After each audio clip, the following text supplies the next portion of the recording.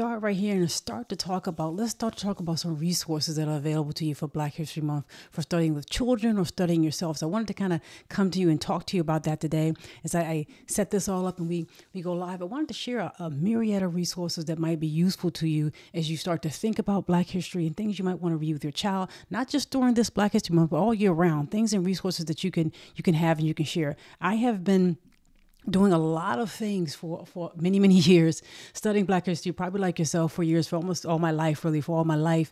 And the idea of being able to pour into somebody else the resource that we have and learning so much, because I've been someone who's curious about history, curious about Black history in particular, curious about history in general. And a lot of times you go to find things in schools or you go to find resources and you just don't have them. So I want to kind of just be able to share with you some resources that you might be able to download for free, as well as some that may be paid. Now, mention up front here, I have some books that you probably are aware. They're at blackineducation.org. They're also on Amazon.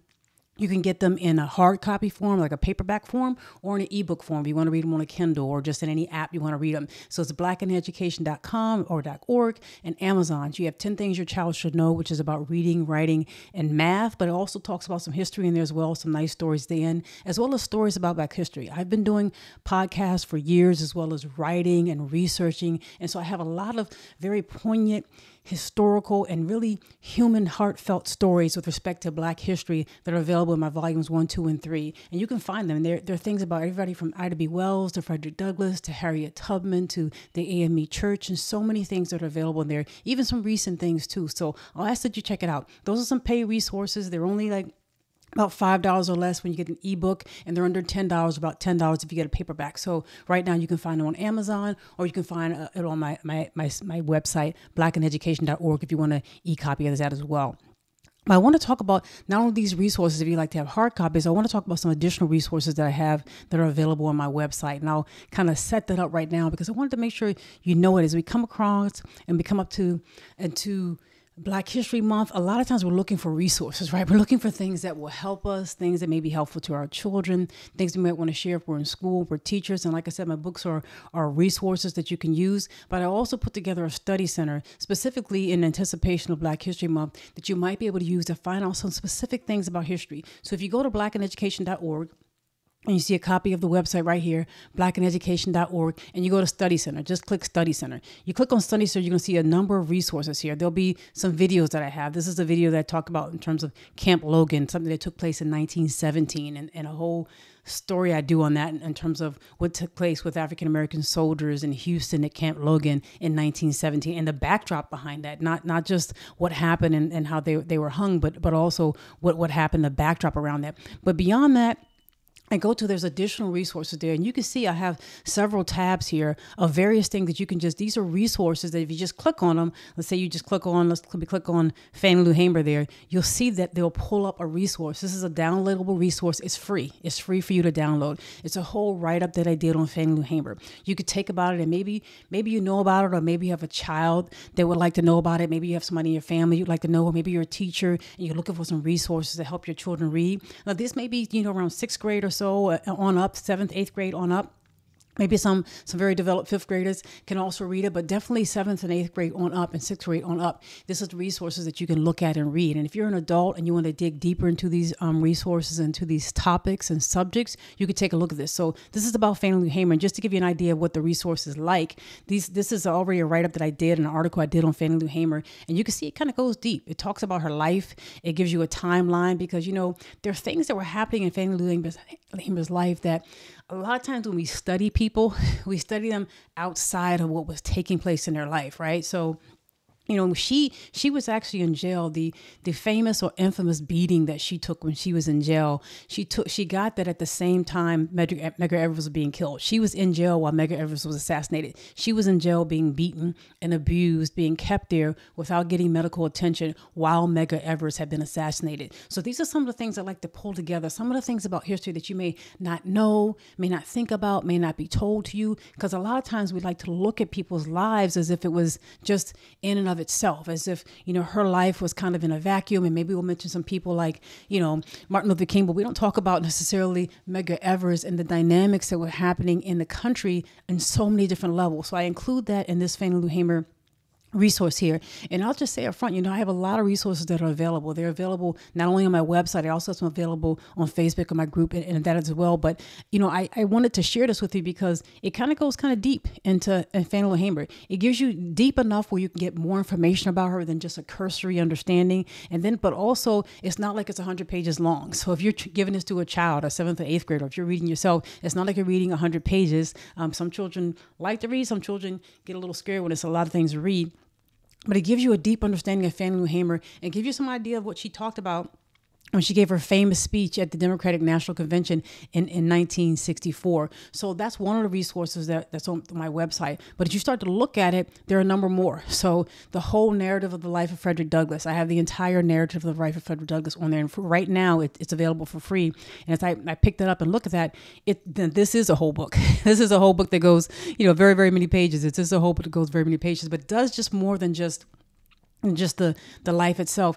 It kind of goes into looks into things more deeply on his life. It copies the narrative of the life of Frederick Douglass, because obviously that's a book that's in the public domain. It's a very famous book. But when I started to read about Frederick Douglass and read about his life and things that went on in his life, there are things that I found that were different than what was talked about.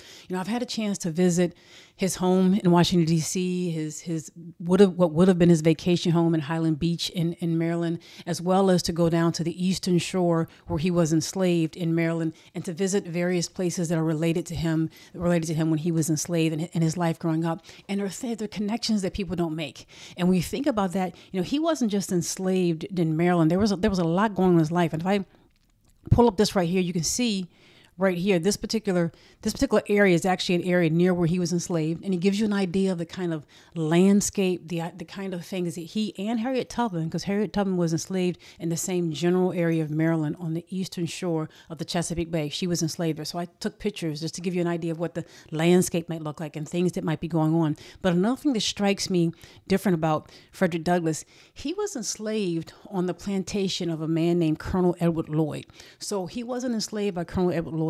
His owner, his enslaver, was the overseer of Colonel Edward Lloyd. You never think about that, right? So he was enslaved on this man's plantation. This man was a former governor of Maryland.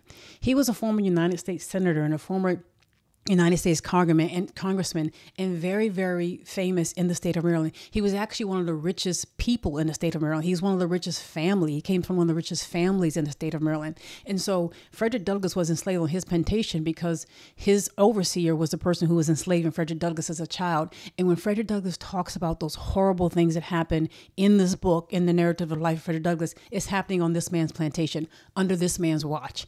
And so you start to think about that. And he was from a very connected family in Maryland. So I try to bring that out in these resources. So it wasn't not only that was he a former governor of the state of Maryland, but he was also the brother-in-law of Francis Scott Key. His sister married Francis Scott Key, i.e. the Francis Scott Key who wrote the Star-Spangled Banner. His sister married him, and they got married. His sister was married to Ella Lloyd. She married Francis Scott Key, I believe, in 1812.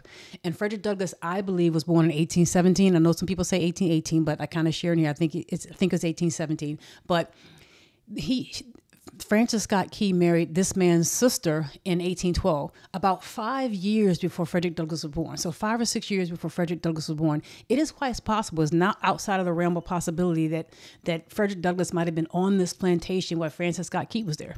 He was certainly on this plantation while Colonel Lloyd was there and met him and knew his son and that type of thing. So when you start to think about these resources, I try to bring more to that. You never think about Frederick Douglass and the connection with Francis Scott Key, but Francis Scott Key was married into one of the largest slaveholding families in the state of Maryland. This man and the Lloyds were among the largest enslavers in the state of Maryland. It made them among the largest enslavers in the country, right? They would have been amongst the elite in the country. He was also some of the largest, growers of certain types of wheat and other types of agricultural products on his plantation that were being made by people he was enslaving. So Fred Douglass's life takes on more than just an idea of him being enslaved in his autobiography, which is a great, fabulous piece of literature, a fabulous work. But it talks about some of the history behind that. I mean, his life was bumping up against some famous people whose names we don't even know, right?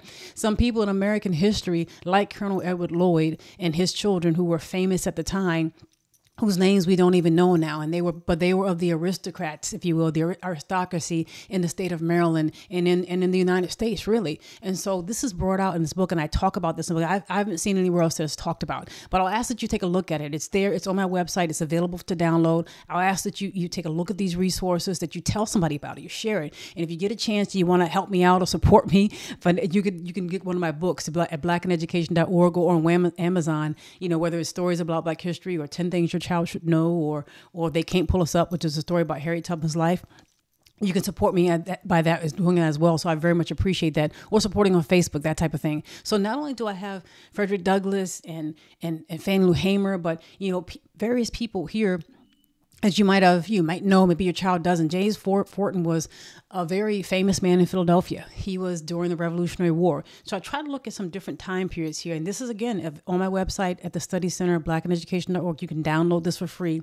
And it gives you a story, an interesting about the life of James Forten. He was one of the richest men in Philadelphia, among the richest men, and certainly among the richest Black men, African-American men in Philadelphia during his life. And he served during the Revolutionary War. It's Revolutionary War times. And so you start to see that there's a whole breadth of African-American history and African history that you can take a look at of these resources that I have available. So not only do I have him and this resource that you can download for free at my study center, you can download it, but I have him and Thurgood Marshall and W.C. Handy and this gentleman here who is a fascinating story who I did not know about until I started reading, and I think children should know about him. This is James Armistead. He was somebody who was enslaved and basically forced. He was enslaved to spy for America during the Revolutionary War. I never learned about him in school. I never learned about him in history. Maybe you did. Maybe you have. I didn't.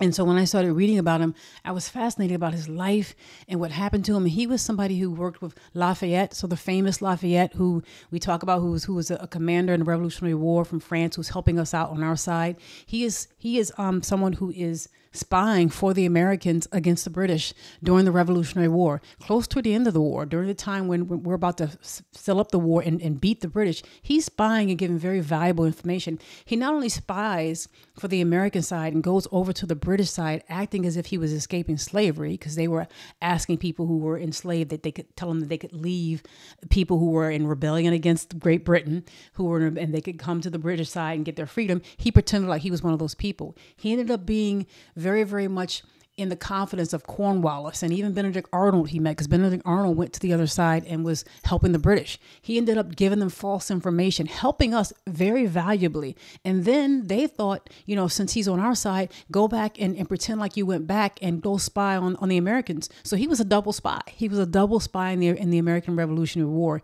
And even though he was going back to the American side, he just told them what they wanted him to do. And he went back and gave them false information, which helped the American side. He's a famous man. So the British wanted him to spy for them and the Americans wanted him to spy for them. When he did it on behalf of the Americans, giving the Americans the right information and the British the wrong information. He was put back in slavery at the end, until sometime later he was eventually freed when General Lafayette came back to Virginia and wrote a petition and wrote a letter on his behalf saying, this man did very valuable things for me. Why is he still in slavery? Let him go. So but his life and his words and his information, I never knew about it until I studied. And maybe if your child doesn't know, if they're studying in school now and they're studying history, this might be a person you want them to know about. If you're a teacher, or if you just have a child that's in 7th, 8th grade, whatever they might be, show them about this man. Let them know about James Armistead, because they may not get it in their American history class. They may not get it there. And this is something you can even look him up in George Washington papers. You can look up about James Armistead.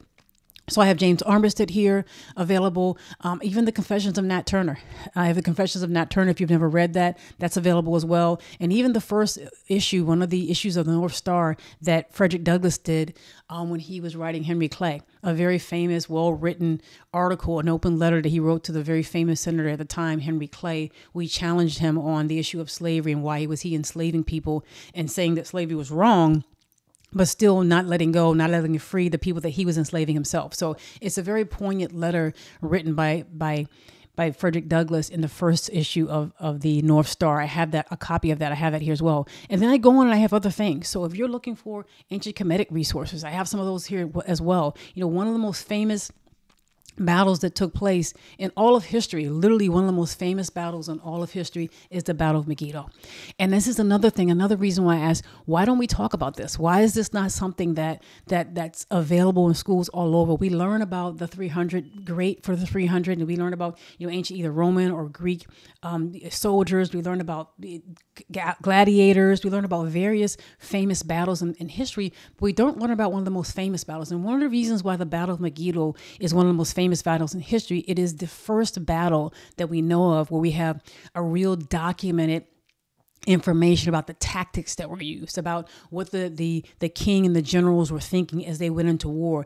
What type of approach did they take when they came to a certain passageway and they couldn't see on the other side? Or how did they surround the city? How did they interact with the people they were fighting? What tactics did they use? What was their approach? What was their strategy? It's documented in the Annals of Thutmose III. It's documented in stone in ancient Kemet. It was documented thousands of years ago, and that's what makes it such a significant battle. And I think even as many military schools study it today because it's significant, because it's one of the first documented, if not the first well-documented battle in history, is the Battle of Megiddo, which took place with ancient Kemet and some people who were in what we would call the Middle East.